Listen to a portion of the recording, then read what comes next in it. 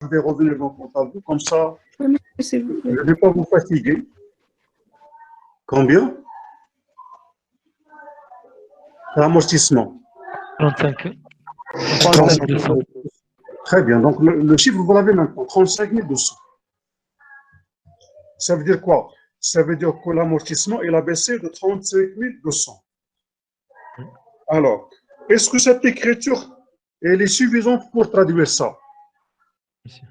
Non. Non, pas Non. encore. Cette écriture, elle a baissé l'amortissement, mais elle a baissé uniquement de combien? De 20 De 000. 20. Donc, qu'est-ce qu'il faut prévoir par la suite? 15 200. Diminution de ton amortissement. Très bien. Très bien. Donc, mais, il y a un autre chiffre. Il y a encore un autre chiffre. C'est le dernier. Oui, Oussama.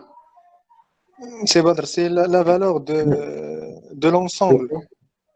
Oui, la valeur de l'ensemble. Voilà. Il y a un écart de 14 800. Exact. Il Très faut bien. l'enregistrer comme charge. Ah, normalement, l'écart négatif dans le deuxième tableau. L'écart négatif dans le deuxième tableau, il est de combien? De moins 64 Ah, 800. très bien. Ayoub, cet Oui, écart monsieur. négatif de 64 800, si jamais c'était la première réévaluation, comment on aurait dû le comptabiliser? Comme une dotation ou dépréciation. Ah, très bien. Mais est-ce que c'est le cas dans notre cas? C'est vrai, on a une perte de 64 800, mais le problème c'est quoi? Il a été précédé par un écart. Un écart. Il a été précédé par un Mais écart. Donc, l'écart est plongé comment une on va bonne faire? Allez-y, je vous écoute. Comment on doit donc faire pour comptabiliser 64 800? Monsieur, déjà, on a déjà épuisé l'écart. Oui. Donc, il nous reste 14 800 comme dépréciation. Très bien, très bien. Donc là, je vais vous proposer l'écriture et vous me dites votre avis.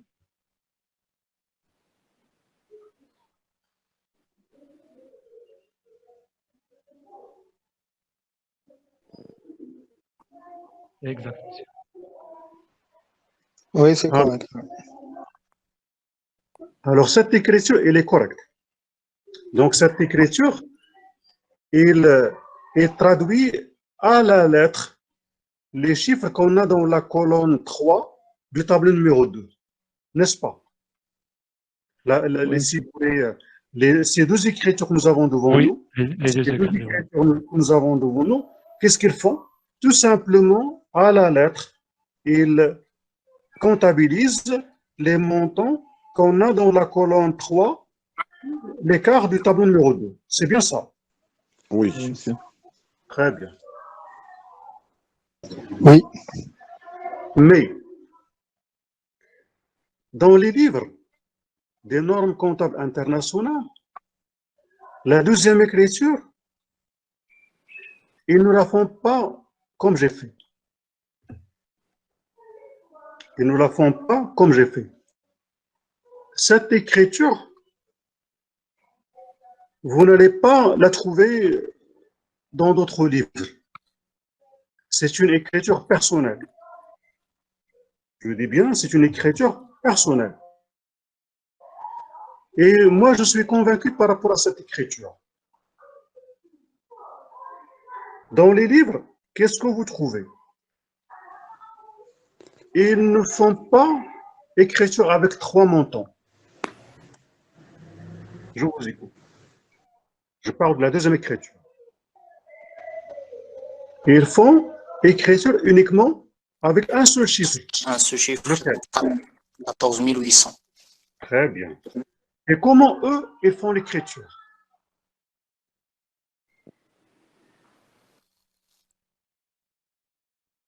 Il crédite la dotation Ils provision. débitent. Il débite la dotation et crédite la dépréciation. Très bien. Très bien. Maintenant, ce qu'on va faire maintenant, on va faire une réflexion. On va comparer leur écriture et la nôtre. Monsieur, et on va voir est-ce que par hasard, ils n'ont pas le même impact sur le résultat. Dans notre écriture, est-ce qu'on n'a pas mobilisé un compte de charge? Si.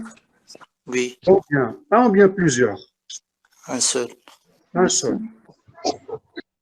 Donc, on a augmenté la charge avec 14 800. Quel est l'effet sur le résultat de ça? Ça va On va diminuer. baisser de 4. D'accord.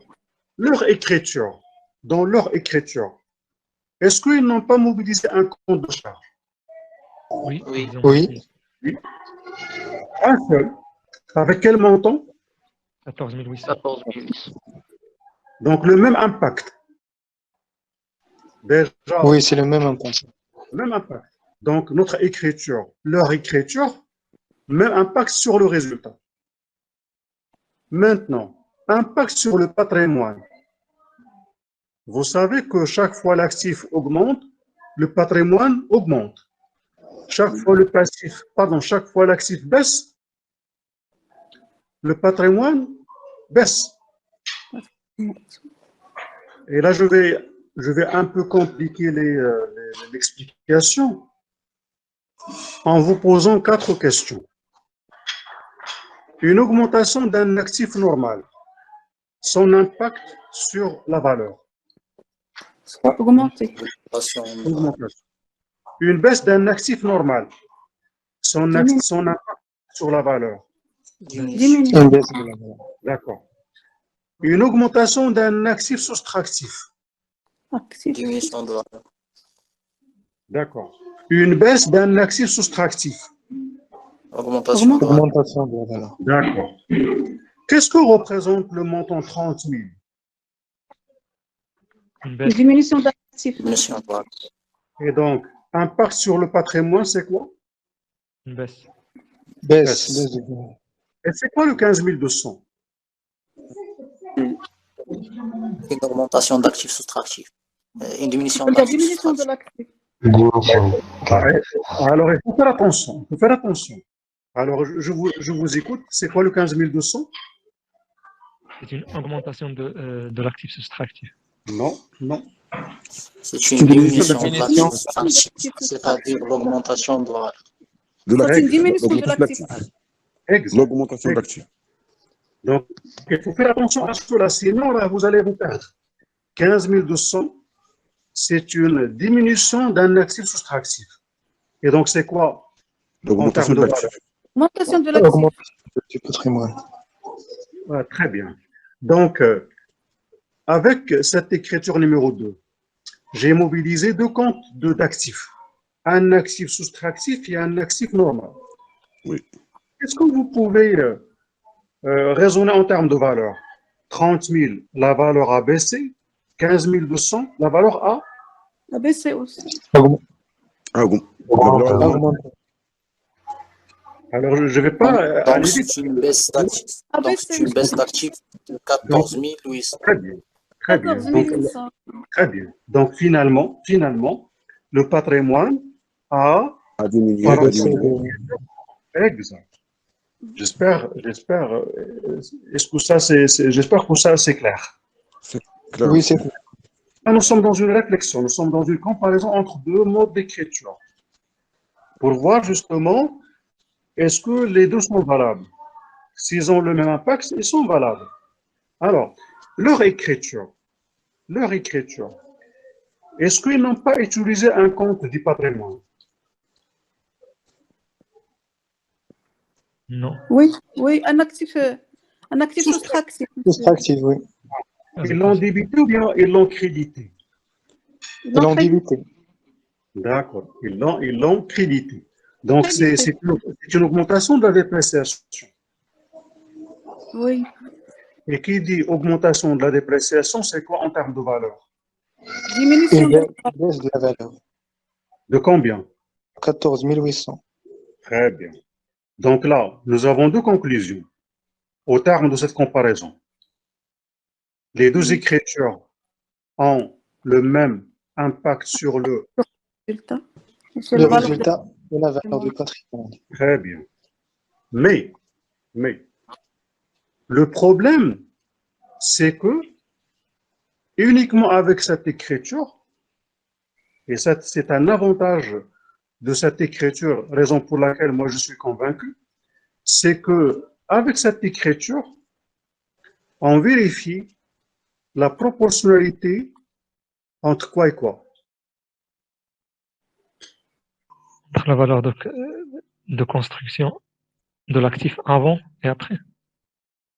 On vérifie la proportionnalité entre la nouvelle base d'amortissement et le nouveau cumul aux amortissements. À quoi est égale la nouvelle base d'amortissement? Avec la réévaluation de 403 200. 720 000. 120 000. La nouvelle, ah, très bien, c'est 720 000. Et à quoi est égal le nouveau cumul aux amortissements? Le nouveau cumul aux amortissements.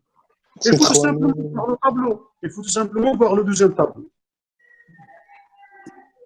C'est 3045 345 600.